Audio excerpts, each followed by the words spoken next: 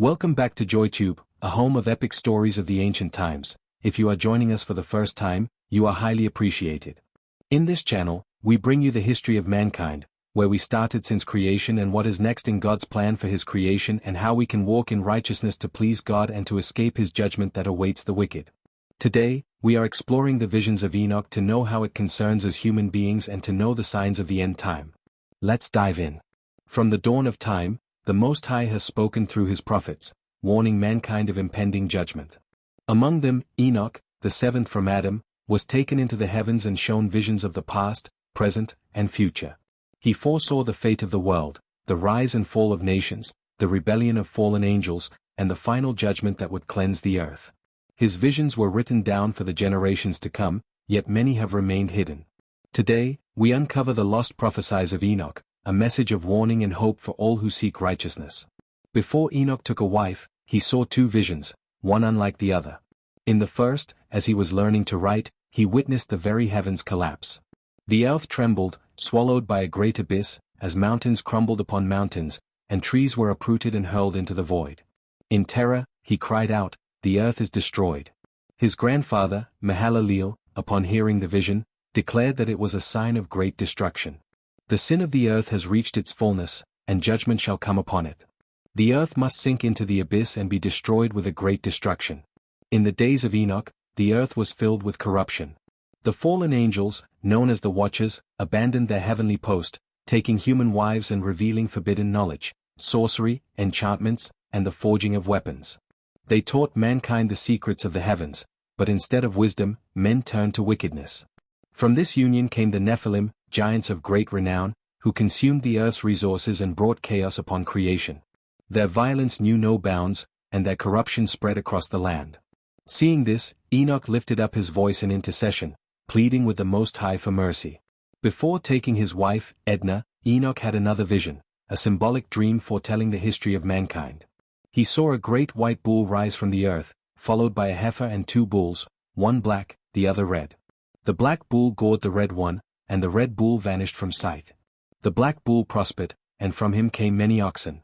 Yet, a great star fell from heaven, and soon, more stars followed, descending upon the earth. These stars transformed into creatures that corrupted the land, taking the daughters of men for themselves. Enoch foresaw the coming of a great flood. He saw the heavens open and torrents of water pour forth, consuming the wicked.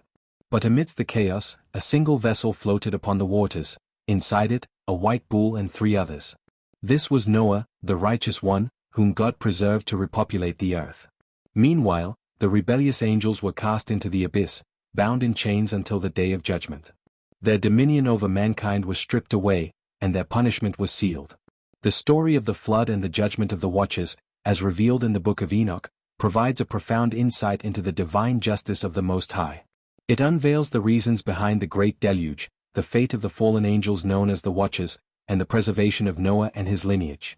The Watchers were a group of angels assigned to oversee and guide humanity. However, under the leadership of a powerful being named Shemihaza, they abandoned their divine post and descended to earth. Their desire for human women led them into an irreversible rebellion.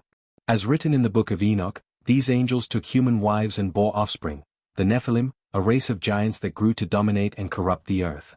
Their influence spread beyond intermingling with humans. The Watchers revealed forbidden secrets, knowledge that was never intended for mankind. They taught mankind how to manufacture weapons and warfare. The fallen angels taught humans the art of forging swords, knives, and weapons for war. This led to bloodshed, violence, and oppression spreading across the earth. They also taught mankind enchantments and sorcery. They introduced magic, witchcraft, and divination, leading humanity into idolatry. People began communicating with spirits and practicing sorceries that invited demonic influences. The Watchers taught mankind cosmic knowledge and astrology. They revealed secrets of the heavens, astrology, and how to manipulate celestial events. This knowledge was misused to worship false gods, corrupting the divine order. The fallen Watchers also taught cosmetic and alchemical practices. They taught the mixing of potions, the use of paints for seduction, and unnatural beautifications. This led to an increase in immorality and lustful corruption.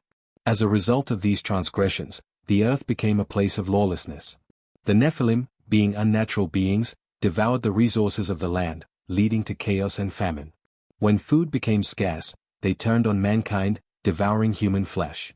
Violence ruled the world, and the cries of the righteous reached the Most High.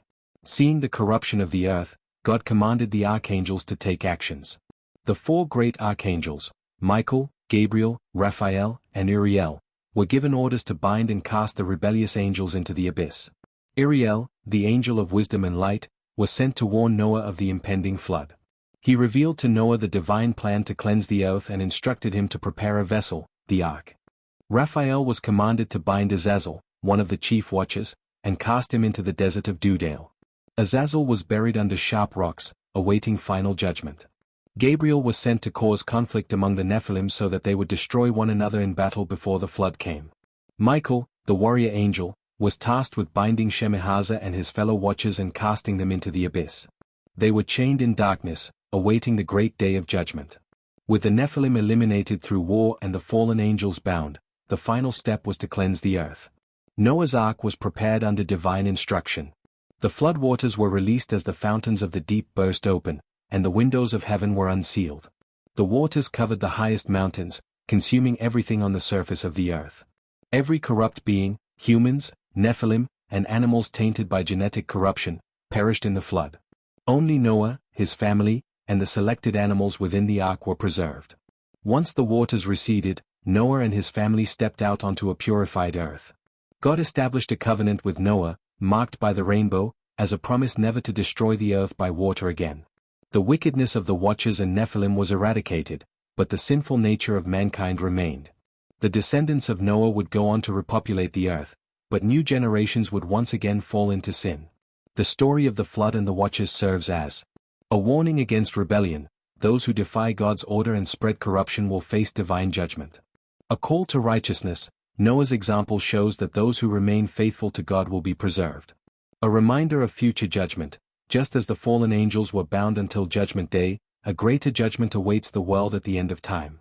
The flood was not merely an act of destruction but an act of mercy, saving the righteous and removing corruption. It serves as a prophecy of the final judgment to come, where once again, the Most High will cleanse the earth, not with water, but with fire. As the days of Noah were, so shall the coming of the Son of Man be, in Matthew chapter 24 verse 37. The same way mankind was warned before the flood, we too are given warnings today. Will we listen? Will we prepare? The choice is ours. But Enoch's visions did not end there. He was shown the final days, when the Lord would return to judge the nations. He saw the heavens open, and the Lord seated upon his throne, surrounded by the books of judgment. All the nations that had rebelled against the Most High were gathered. The shepherds of the earth, who had led the people astray, were found guilty. The earth split apart, and the unrighteous were cast into the abyss, into the lake of fire prepared for the wicked. Then Enoch saw the new creation, a great house built for the righteous, where the Lord of the sheep would dwell among his people. The righteous would be transformed, shining like the stars, and all creation would rejoice in the presence of the Most High. The visions of Enoch were not just for his time, but for all generations to come. They serve as a warning to the wicked and a promise to the righteous. The Most High is patient, but judgment is certain. Will we heed the call to righteousness, or will we perish in the abyss? Thank you for joining us on this prophetic journey through the book of Enoch. If you seek more ancient wisdom, subscribe to our channel and uncover the mysteries of God's plan for mankind. Until next time, seek righteousness and walk in the ways of the Most High. This is JoyTube signing out.